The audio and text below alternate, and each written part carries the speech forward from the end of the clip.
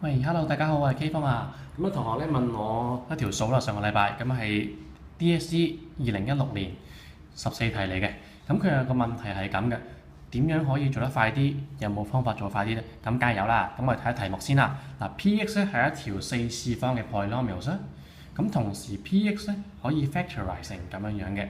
咁題目俾個資訊我哋嘅 P(x) 除 x 減2。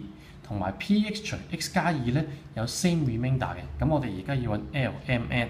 嗱，咁呢條數點樣做得快啲咧？咁我先做咗再解釋一啲方法啦。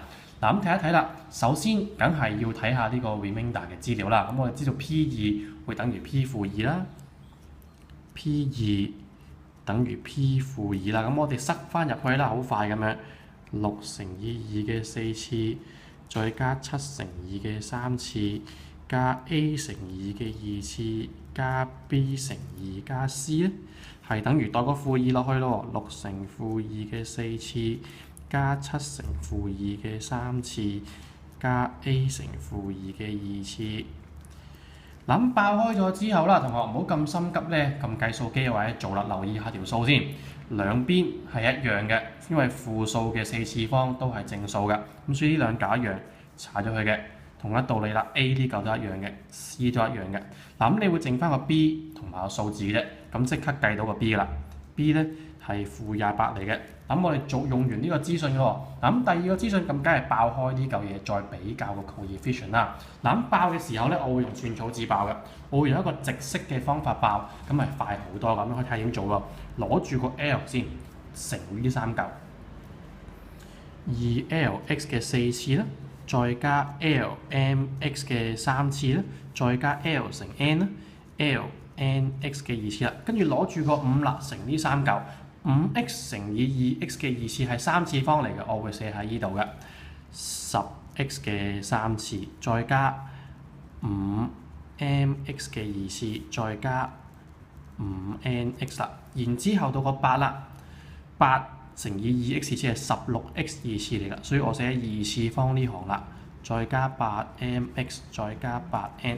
嗱，咁做完咧就一目了然，可以咧寫低個 Px 係乜㗎啦。咁我哋而家寫翻低個 Px 係乜咯？Px 咧係等於好4次方先啦，得自己一個啫，所以係 2lx 嘅4次啦，再加3次方有兩嚿，所以係 lm 加10嚟嘅 ，lm。加 10x 嘅3次，再加2次方有3嚿喎，咁咪加晒佢咯。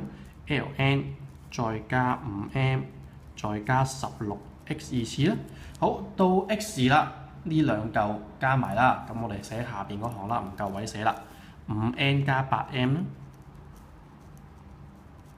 最後尾剩翻個 8n 嘅啫。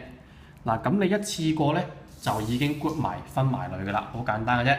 嗱，咁然之後可以比較 coefficient 啦，咁好明顯 2L 咧係對6嘅，咁所以我知道咧 2L 咧等於6，咁 L 咧就係3咯喎。好，第二啦 ，LM 加10等於7啦 ，LM 加10等於7，因為 L 係3啦，咁所以代一代落去，我哋即刻計到咧個 M 係負1嚟㗎。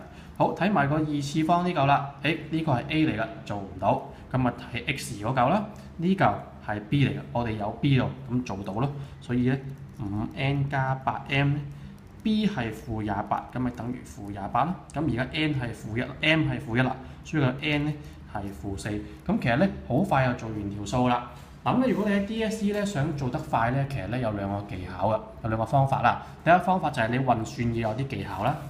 咁啊，好似咁，我哋用直式呢條咁啊，好快咁就爆完啦。咁第二咧就係你知道 marking 係點嘅。咁呢條式個 marking 係點咧？嗱，而家我咁做咧係完全攞滿分嘅，我寫咗幾行嘅啫。嗱，咁個分數點俾咧？呢條式係呢條數係5分嘅。咁好明顯3個答案，一個1分啦。咁剩翻2分喺邊度嚟㗎？咁第一分就梗係俾你識得用呢個資料啦，識得呢個等於呢個，你會有1個 M 分啦呢度。咁第二個 method 分喺邊度嚟啊？第二個 method 分就係識得比較個 coefficient 啦。咁呢度咧都有1個 method 分嘅。